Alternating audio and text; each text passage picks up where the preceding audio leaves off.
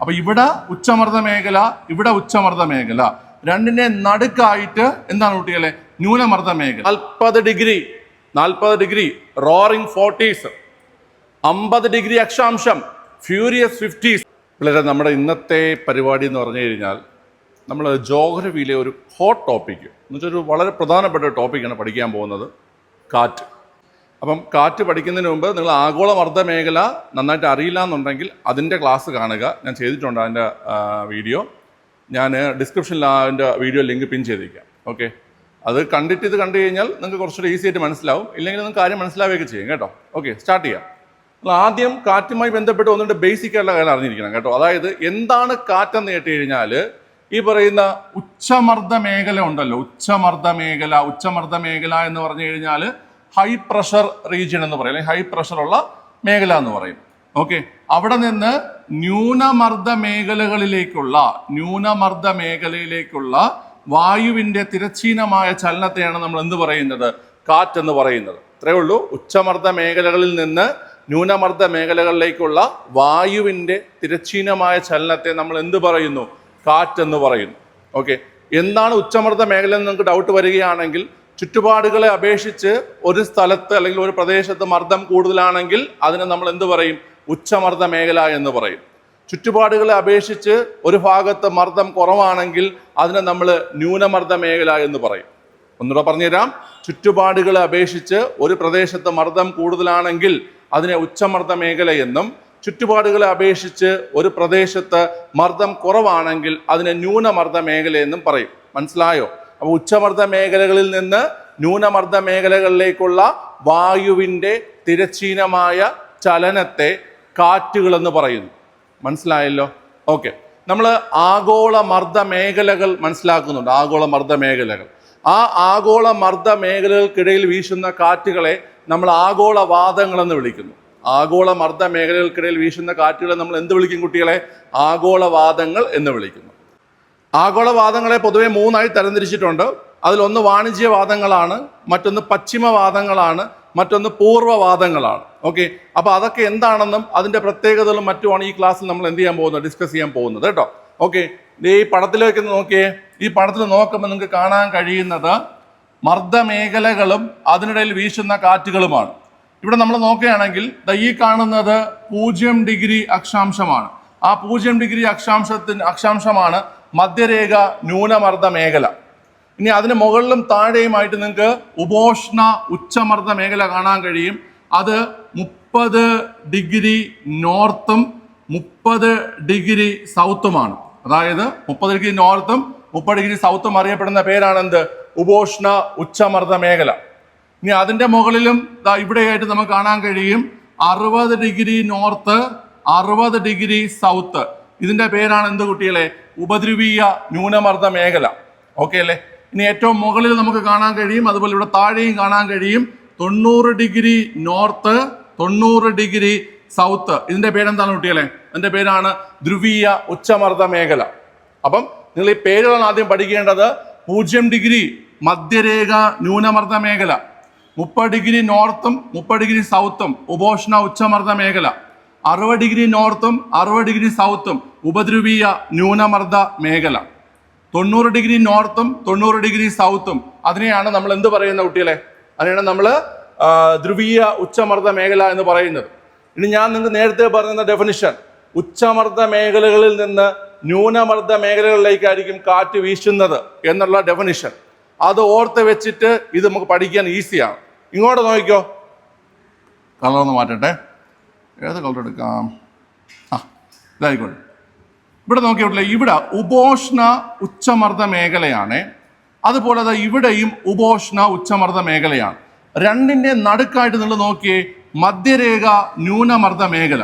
അപ്പൊ ഇവിടെ ഉച്ചമർദ്ദ മേഖല, ഇവിടെ ഉച്ചമർദ്ദ മേഖല. രണ്ടിന്റെ നടുക്കായിട്ട് എന്താണ് കുട്ടികളെ? ന്യൂനമർദ്ദ മേഖല.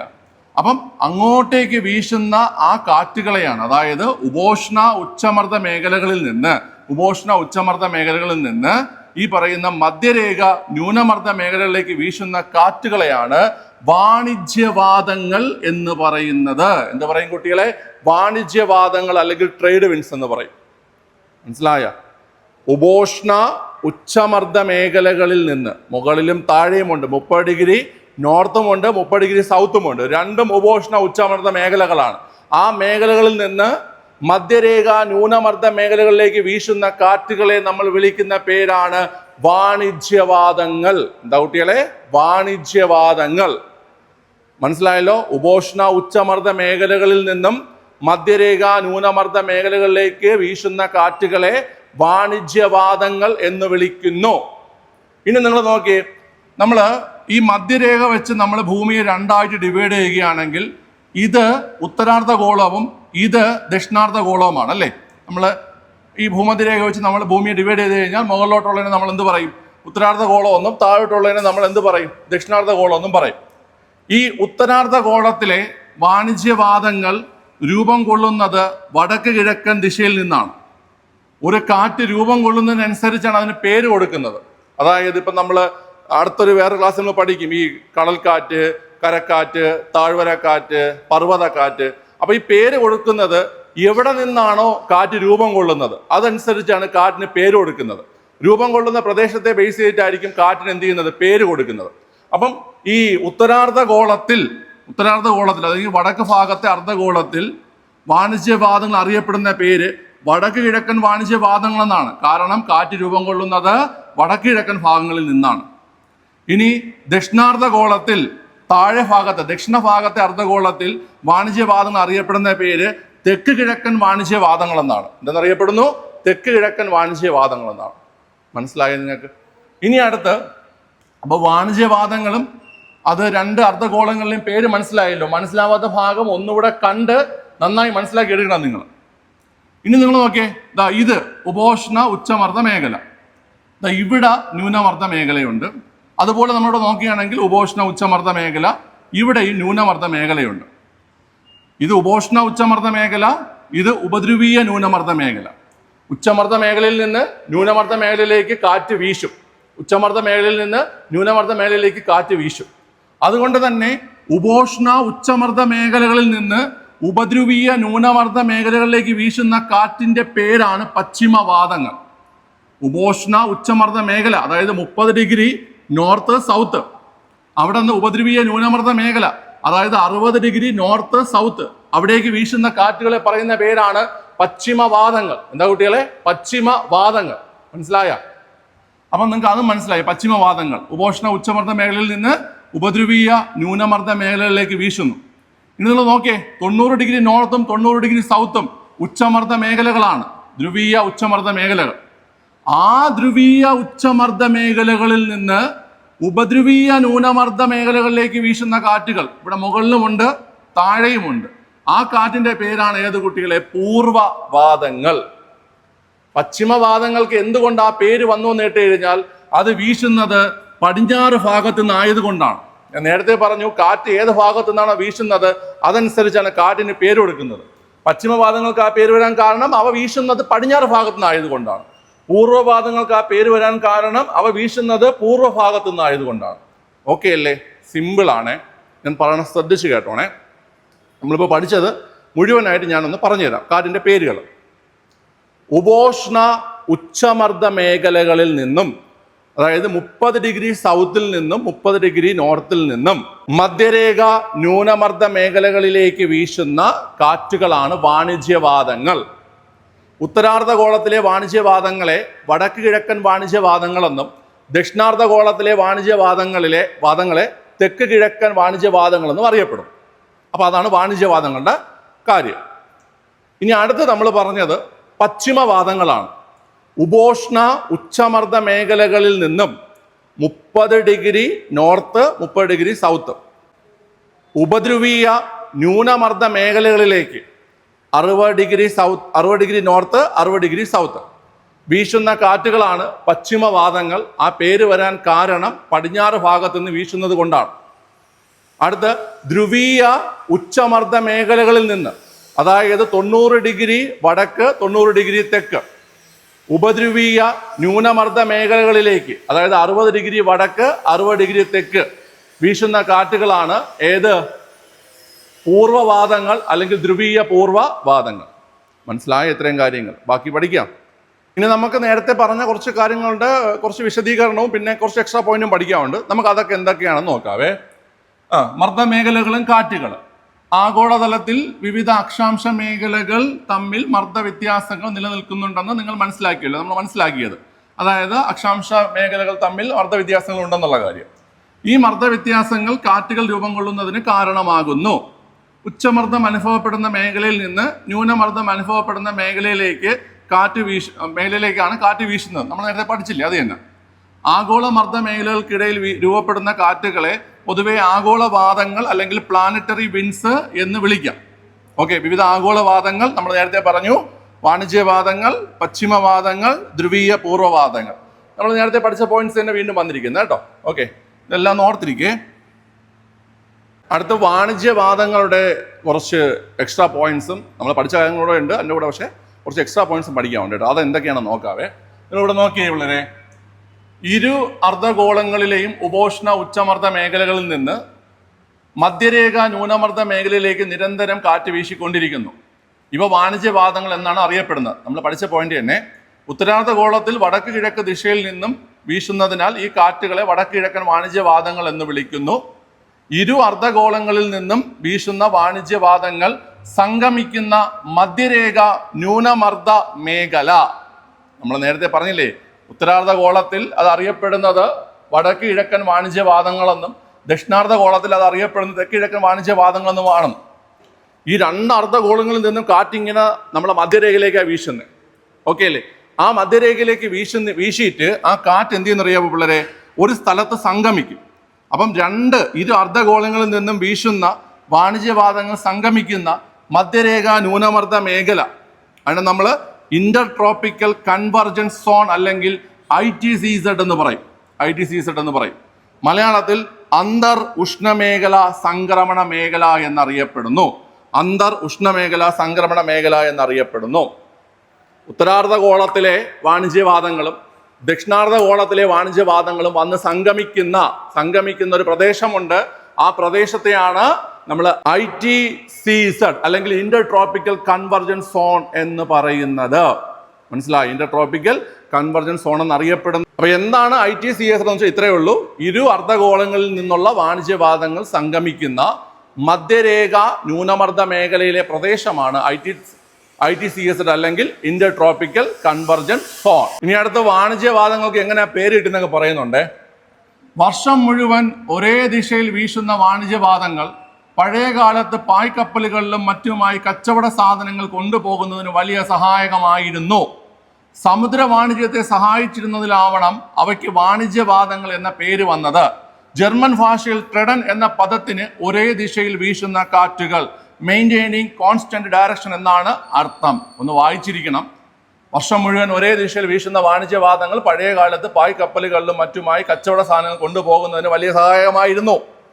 കച്ചവട സാധനങ്ങൾ. അപ്പൊ അതുകൊണ്ട് വാണിജ്യത്തെ സഹായിച്ചിരുന്നത് കൊണ്ടാവണം അവയ്ക്ക് വാണിജ്യവാദങ്ങൾ എന്ന പേര് വന്നത്. ജർമ്മൻ ഭാഷയിൽ ട്രെഡൻ എന്ന വാക്കിന്റെ അർത്ഥം വർഷം മുഴുവൻ ഒരേ ദിശയിൽ വീശുന്ന കാറ്റുകൾ എന്നാണ്.